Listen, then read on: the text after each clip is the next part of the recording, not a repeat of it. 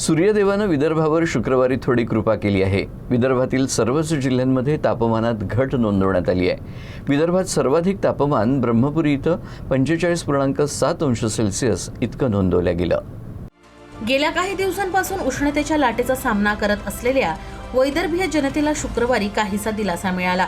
विदर्भातील सर्वच जिल्ह्यांमध्ये शुक्रवारी तापमानात काहीशी घट नोंदवण्यात आली आहे।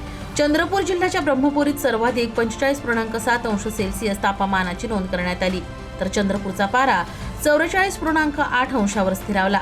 नागपुरात 45 अंश सेल्सिअस तापमानाची नोंद करण्यात आली, तर गडचिरोलीत 44.6, वर्धेत 44.5 आणि वाशिममध्ये 44 अंश सेल्सिअस तापमानाची नोंद करण्यात आली आहे। इकडे अकोल्यात 43.2, अमरावतीत 43.6 अंश सेल्सिअस तापमान नोंदवलं गेलं, तर यवतमाळमध्ये 42.6 आणि गोंदियात 43 अंश सेल्सिअसवर पारा स्थिरावला।